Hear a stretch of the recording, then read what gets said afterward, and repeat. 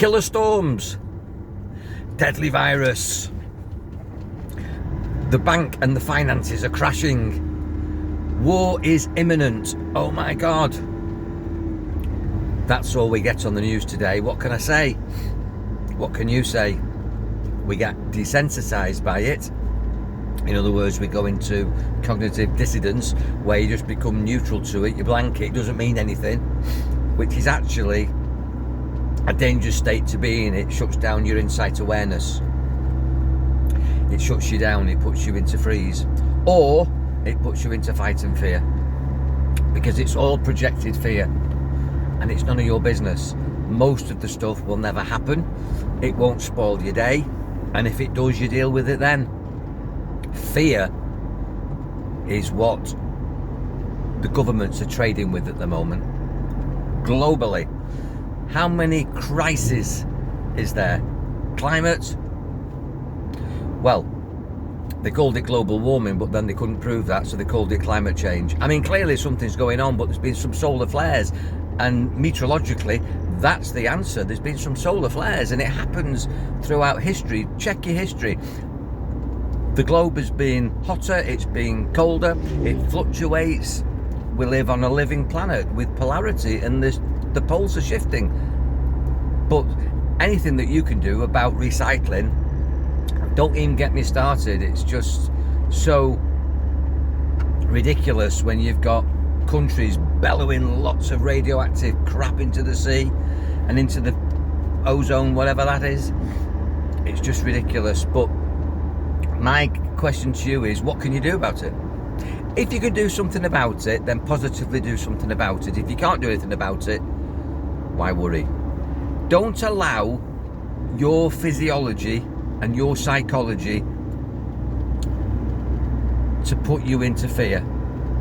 In other words, they want you shivering at home, scared to death, or in cognitive dissonance where you just completely switch off from all the bullshit because you've heard enough of it. Most of this stuff will never happen. It'd be very interesting. I mean, you know, I'm really sorry for anybody that dies, whether it's because of illness, accident, act of God, their own stupidity, or whatever. We don't like to see death, but in my belief system anyway, death isn't the end, but that's another conversation. Nobody wants to glorify death, other than the government, who tend to parade victims onto television, and they actually have crisis actors, and they create victims, and they create situations, and these Sky News teams go into these war-torn countries to film the most horrendous things.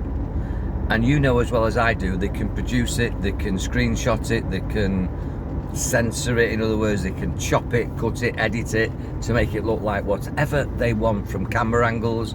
It's all manipulation. It's all social engineering. It's all fear-mongering. And fear, F-E-A-R, fear, fantasized expectations appearing real, or false expectations appearing real. It's all theatre, and Boris Johnson was talking the other day about the theatre of war. It's all theatre.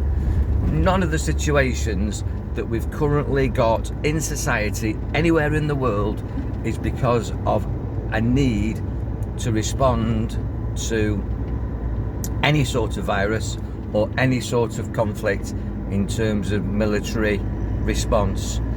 They're all created by governments who are antagonising each other and making legislation, mandates, acts of parliament that have brought about the situation. None of you have lost your job, lost your business, or had all this depressing self-isolation because of the C word, the C-19. You've not. It's because of legislation.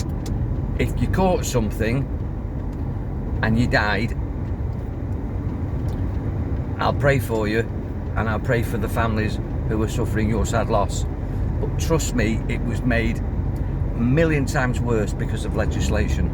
It was made a million times worse because of self-isolation, which was unnecessary, and we know doesn't work. And they were predicting thousands of deaths and millions of cases, and I'm talking about genuine cases, not just computer generated modelling cases with dodgy tests.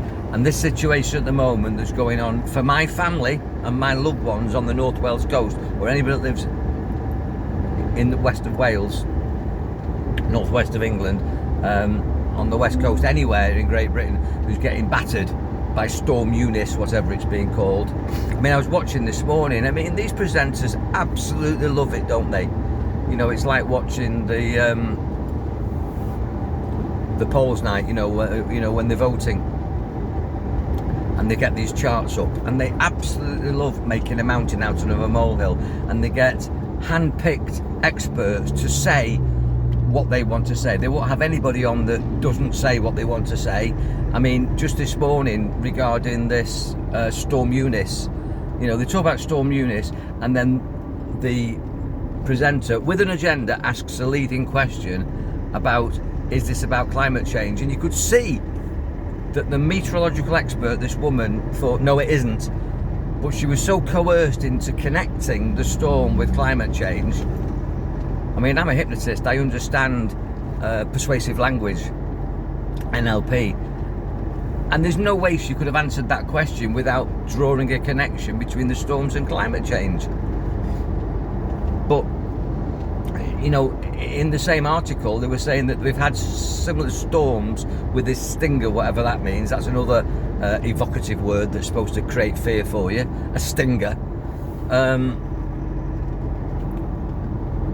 She was saying these things have happened in 1986, 1946, you know, there's a history of these meteorological events. Nobody was talking about climate change and getting rid of plastic straws and all that sort of stuff. And recycling in green, yellow and red and pink bins, and getting electric cars back in 1946 in the height of the Industrial Revolution. So don't get me started on all that. The whole thing is engineered to put you into fear. And the kicker is, for me, either switch it off or watch it with what my dad used to call a pinch of salt. In other words, see it for what it is. It's all propaganda. It's all there to create fear, to project fear. And if you catch the fear, then you'll react to it. Don't react to it. Don't catch it in the first place. That news report this morning should have been promoting stay safe. Stay safe. We've got a storm, stay in. We've got a storm, be safe, be happy. They should be playing nice, soothing music, and holistically, the BBC or Sky News should be giving people safety tips, if you like, how to stay safe, and giving them calming, reassuраtive, confidence building, sensible advice. But oh no, kill a storm, and showing pictures of the shops empty because of the trucks can't get through, and train crashes and rail crashes, and there's a mudslide somewhere in Brazil at the moment. Those people are in imminent danger. They live in very dangerous areas. Brazil being corrupt like Mexico and a lot of these countries, a bit like where I live now. Governments spend far too much money, and actually in the West as well, but it's not so obvious, but it's very obvious in these sort of like pseudo third world countries, that the governments and the corrupt politicians spend money on themselves while the people scratch around for scraps, because there's no infrastructure here, there's no national health here, it's private or nothing. There's no welfare, there's no furlough, there's no pensions, so to speak. There's nothing. If you don't earn, you don't eat here. And very much the same in these, as I say, pseudo third world countries. And there's been this Brazilian mudslide where thousands of people have died, and you look at what's happening in Myanmar and other countries like that are being completely exploited by totalitarian leaders. And it started for them, and it starts with the public believing the fear-mongering of the government, and then turning to the government who are creating the fear to save them. I mean, this is typical control techniques. It's hypnosis, it's social engineering.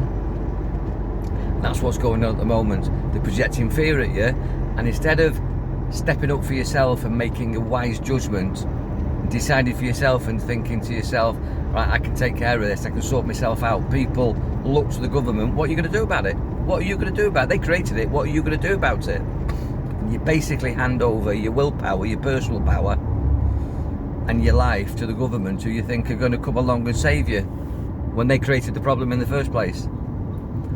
Trust me, this government, who are there to govern your mentality, and global governments don't give a shit. They're creating this knowing exactly what they're doing, and it's just so obvious. My best advice is to switch it off and have a wonderful day. Keep safe. If the weather's a bit rough, do everything that you know, and if you're in an area of high risk, maybe go out for the day. Either, safely lock yourself in or go out. Don't be at risk, but whatever you do, don't be shitting yourself, hiding under a table, and don't be in need of something when you live in a community. If every one of us in the community created a unity and we were all kind to each other, instead of thinking, I'm alright, Jack, and just looking after yourself.